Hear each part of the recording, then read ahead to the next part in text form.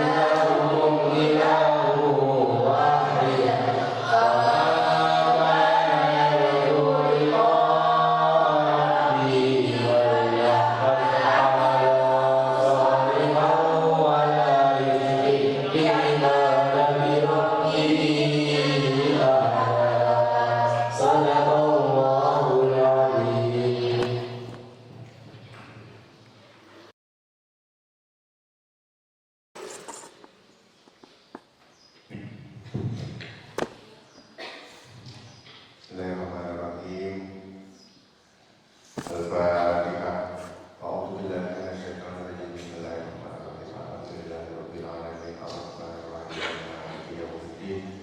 Iyyaka na'budu wa iyyaka nasta'in. Ihdinas siratal mustaqim. Shiratal ladzina an'amta 'alaihim ghairil maghdubi 'alaihim waladdallin.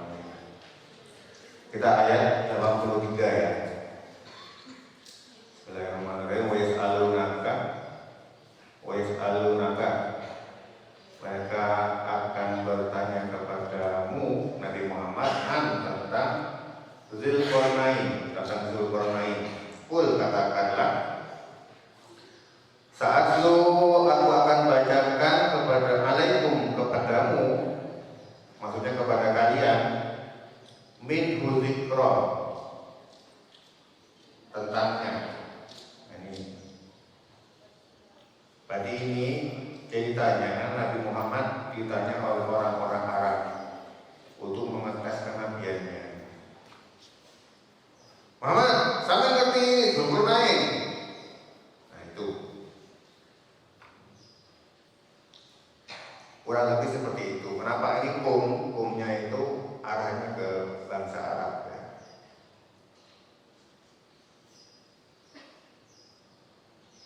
Kalau di terjemahan Kementerian Agama, mereka akan bertanya kepadamu Muhammad tentang Dzulqarnain. Katakanlah aku akan bacakan kepadamu cerita tentangnya. Kalau di tafsir Ibnu Katsir itu kisah Dzulqarnain. Jadi orang-orang kafir Mekah mengirimkan utusan kepada kaum ahli kitab di Madinah untuk meminta dari mereka soal untuk memuji Nabi Muhammad SAW. Kaum ahli kitab itu mengatakan kepada orang kafir Mekah, tanyakan kepadanya tentang seorang laki-laki yang menjelajahi menakoi di seluruh permukaan bumi, juga para penghuni gua, apa yang mereka lakukan. Kemudian tanyakan pula tentang ruh. Nah, maka surah Al-Kahfi ini ayat 83. Kemudian Ibnu Jarir mengatakan juga di tafsir ayat ini, juga Al-Umawi di dalam kitab Al-Maghazinya, sebuah hadis musnad tapi dhaif. Dhaif itu lemah. Wajah ada hafalannya yang pada ayat Siti melalui Uqbah Ibnu Amir disebutkan bahwa sekelumit orang Yahudi datang kepada Nabi Muhammad SAW lalu menanyakan kepadanya tentang kisah Dzulqarnain. Kemudian Nabi Muhammad SAW menceritakan kisahnya kepada mereka sebagai jawaban dari apa yang mereka tanyakan. Nah, di antaranya dikisahkan bahwa Dzulqarnain adalah seorang pemuda Romawi dan dialah yang membangun kota Al-Iskandariyah. Demikian pula bahwa malaikat membawanya ke langit dan mempertemukannya dengan sejumlah kaum. Wajahnya seperti anjing. Di dalam riwayat ini terkandung kemungkaran, ceritanya panjang, tapi predikat marfu'nya tidak sah. Makanya ditulis dhaif karena ada lemah tadi. Sebagian besar dari riwayat ini bersumber dari cerita-cerita Israiliyah, yaitu cerita-cerita yang disampaikan oleh Bani Israel. Tapi yang mengherankan, Abu Zur'ah Ar-Razi yang dikenal sebagai seorang ulama, cerita kisah ini secara lengkap di kitabnya berjudul Dalailun Nubuwah. Nah, ini adalah salah satu dari ciri riwayat gharibnya. Di dalam kisahnya terkandung banyak kemungkaran, banyak gak benarnya. Yang gak benarnya seperti apa? Nah, contohnya seperti ini. Disebutkan Dzulqarnain berasal dari Romawi, padahal sesungguhnya yang berasal dari Romawi adalah Alexander II, putra Philip Al-Magdoni yang membuat penanggalan bangsa Romawi. Philip itu bukan tamu saja ya. Dan dimaksud dengan Dzulqarnain, nah, disebutkan dalam Al-Azraqi dan lainnya bahwa dia tawaf bersama Ibrahim Al-Khalil alaihissalam. Maksudnya itu Nabi Ibrahim. Nabi Ibrahim itu punya titel Khalilullah. Saat Nabi Ibrahim pertama kali membangun Ka'bah, ia beriman kepada Nabi Ibrahim dan menjadi menjadi pengikutnya. Fatihnya itu Khidir alaihissalam. Adapun Iskandar, anak Al-Makdoni al-Yunani, fatihnya adalah Aristoteles. Aristoteles itu ahli filsafat. Dia yang mula-mula mencanangkan peninggalan Romawi. Kemudian dia memerintah Romawi pada tahun kurang lebih 3 abad sebelum Al-Masih dilahirkan. Sedangkan Iskandar Zulkarnain yang disebutkan di dalam Al-Quran, maka ia hidup di masa Nabi Ibrahim alaihissalam. Al-Azraqi dan lainnya menyebutkan bahwa dia tawaf di Baitullah bersama Nabi Ibrahim alaihissalam setelah Nabi Ibrahim membangunnya. Kemudian dia berkorban untuk mendekatkan diri kepada Allah mengikut Nabi Ibrahim.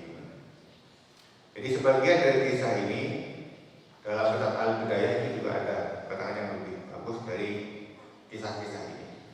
Kemudian lanjut, di Wahab Ibnu Munabih mengatakan bahwa Zulkarnain adalah seorang raja.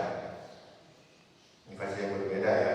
Sesungguhnya ia dinamakan Zulkarnain, yaitu orang yang bertanduk dua, karena kedua sisi batok kepalanya berupa tembaga dan berbentuk seperti tanduk. Kemudian Wahab Ibnu Munabih menyebutkan sebagai ahli kitab, dia mengatakan bahwa dia dijuluki Zulkarnain karena menguasai Romawi dan Persia. Sebagainya ahli kitab mengatakan bahwa di atas kepalanya ada sesuatu yang mirip dengan sepasang tanduk. Sufyan Ats-Tsauri juga meriwayatkan dari Habib Ibnu Abu Sabit dari Abu Tufail yang mengatakan bahwa Ali radhiyallahu anhu pernah ditanya mengenai Zulkarnain. Dia mengatakan bahwa Zulkarnain itu seorang hamba yang ikhlas kepada Allah. Maka Allah membalasnya dengan pahala yang berlimpah. Dia menyuruh kaumnya untuk menyembah Allah, tapi mereka memukul tanduknya sehingga matilah dia. Kemudian Allah menghidupkannya kembali dan menyeru kaumnya lagi untuk menyembah Allah, tapi mereka memukul tanduknya hingga mati lagi dia. Karena itu ia dijuluki dengan sebutan Zulkarnain. Hal yang sama juga diriwayatkan oleh Syu'bah dari Al-Qasim Ibnu Abu Bazzah dari Abu Tufail bahwa Ali radhiyallahu anhu pernah mengatakan demikian. Tadi ada dua sumber yang mengatakan Ali seperti itu. Menurut pendapat yang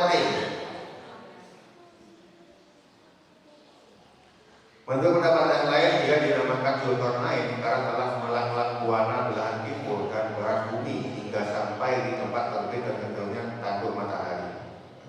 Berarti sekeliling dunia ya, dari ujung timur sampai ujung barat, terus keliling, terus mentok guys. Kemudian kita lanjut ke ayat 84. Inna makanna lahu fil ardi wa atainahu min kulli syai'in sababa. Fa'atba'a sababa. Ini nyambung.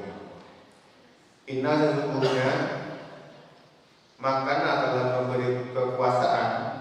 Kami telah memberi kekuasaan bagi Allah yang memberi kekuasaan lahu kepadanya fil ardi di muka bumi wa atainahu dan kami telah memberikan dia min kulli dari setiap syai'in sesuatu sababa jalan untuk mencapai sababa.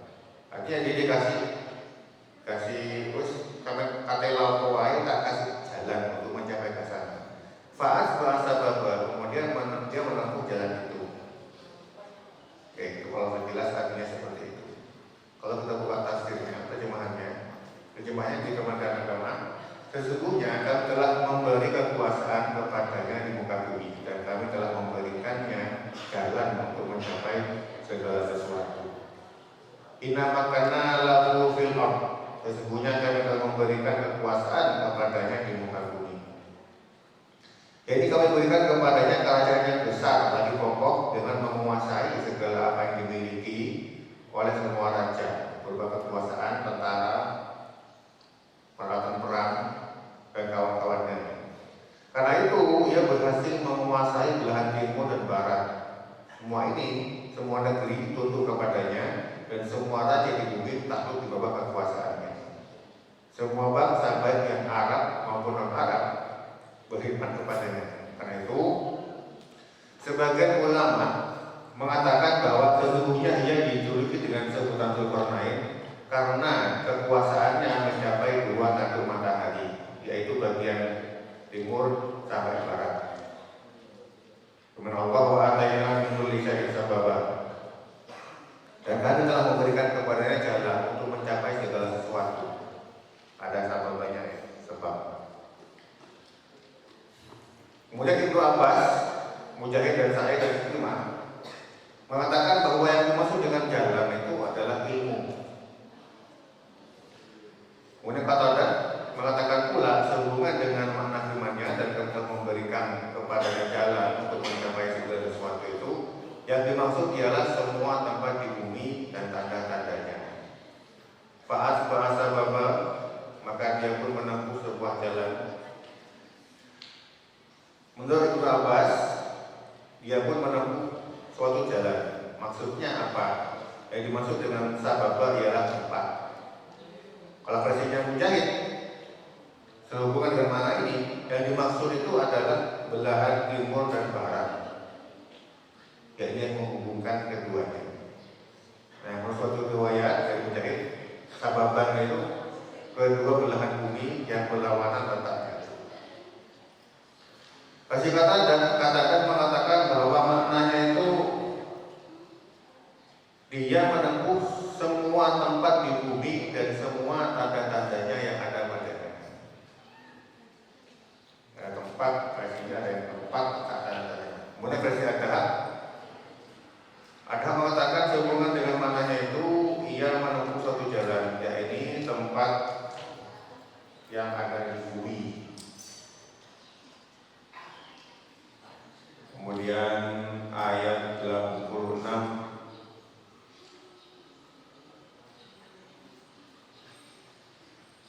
hatta ila balagha maghrib asy-syamsi wajadaha tawrudu fi 'ainin hami'atin wa wajadaha indaha qawma. Qulna ya dal qarnaini imma an tu'adhibu wa imma an tu'adhibu fihi husna. Hatta ketika balagha dia telah sampai maghrib, tepat terbenam matahari, asyamsi matahari ya. Wajadaha dia menemukan apa itu? Dia mendapatinya tawrudu terbenam fi ainin, di dalam air mata air, hamiatin lumpur hitam, wajadaha dan dia mendapati indaha di sisinya kauman suatu kaum. Qulna dan kami berkata ya Dzul Qarnain, wahai Dzul Qarnain, imma apakah antu azibah kamu akan menyiksa, wa imma atau apakah antas sahidah kamu akan menjadikan fihim terhadap mereka itu husna, kebaikan. Hingga dia telah sampai kepada tempat terbenam matahari, dia melihat matahari terbenam di dalam laut yang berlumpur hitam ya. Di sana dia dapat satu kaum. Kemudian berkata, hai Zulkarnain, kamu itu boleh menyiksa atau boleh berbuat kebaikan terhadap mereka, bersakar-karmu. Kalau ditafsirnya, maksudnya hatta ila balagha maghrib asy-syamsi, apakah dia telah sampai, apabila dia sampai ke tempat terbenam matahari, artinya Zulkarnain menempuh suatu jalan hingga sampai ke ufuk barat, yaitu belahan bumi yang barat. Maksudnya pengertian ini menjurus bahwa dia sampai ke tempat terbenamnya matahari yang ada di langit. Tapi kan mustahil ya. Karena enggak, kita nggak sampai terus ke barat sampai ke tempat terbenamnya matahari. Padahal kan buminya bulat, nggak bisa sampai. Yang dimaksud sebut para pendongeng atau tukang cerita yang bukan bahwa Zulkarnain berjalan selama suatu masa di bumi sedangkan matahari terbenam di belakangnya. Kisah ini adalah dongeng, nggak ada kenyataannya. Kebanyakan itu bersumber dari mitos atau dongeng ahli kitab. Firman Allah, wajadaha tawrudu fi ainin hamiatin, dan dia melihat matahari terbenam di dalam laut yang berlumpur hitam. Berarti kalau ini logis. Jadi kalau satu sepotong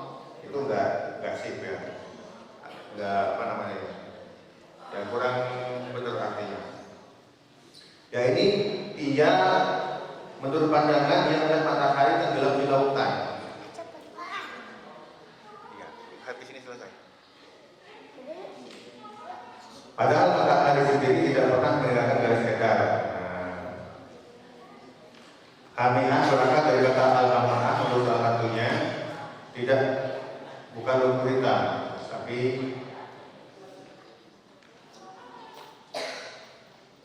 menurut salah satu di antaranya dua kiroat, artinya lumpur hitam seperti yang ada di sini.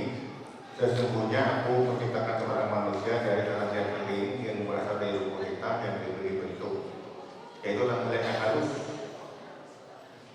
Kemudian versi Ibnu Jarir, maksudnya matahari terbenam di dalam laut yang berlumpur hitam. Jadi airnya berlumpur hitam. Hal yang sama juga dikatakan oleh Mujahid. Kemudian Abu Dawud mengatakan bahwa ini menggunakan bunyi hamiah. Sama ini juga sama. Menurut penafsir, kedua pendapat ini tidak bertentangan dari sisi maknanya, karena air laut itu bisa jadi airnya panas, mengingat berada di dekat panas matahari saat tenggelam, sebab sinar matahari langsung kena tanpa penghalang.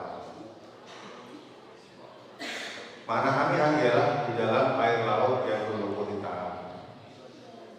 Kemudian Ibnu Jarir, Rasulullah memandang, Ibnu Jarir bilang bahwa Rasulullah SAW memandang ke arah matahari yang sedang terbenam, lalu bersabda, tenggelam di dalam api Allah yang sangat panas. Seandainya tidak dikendalikan oleh perintah Allah, tentulah panas matahari ini dapat membakar semua yang ada di permukaan bumi.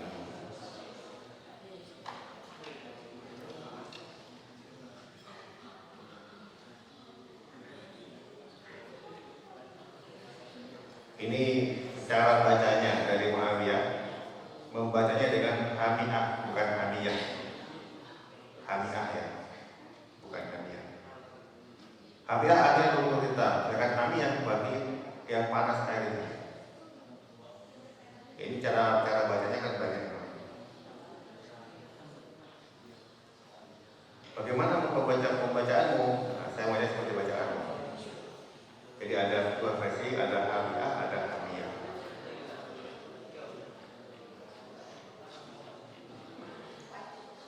Wajah ilham kauman, dia menemat untuk golongan umat. Jadi Bani Adam. Yang kata lain, Allah Subhanahu wa Ta'ala telah menjadikan Zulkarnain menang atas mereka, berkuasa atas mereka. Lalu dia tunduk patuh di bawah kekuasaan mereka. Jika Zulkarnain menghendaki mereka dibunuh, maka ia dapat membunuh atau menahan mereka. Dan jika ia menghendaki mereka dibebaskan atau dengan tebusan, maka ia dapat melakukannya pula menurut apa yang dikehendakinya. Jadi Zulkarnain ini raja. Kemudian ayat 87, qala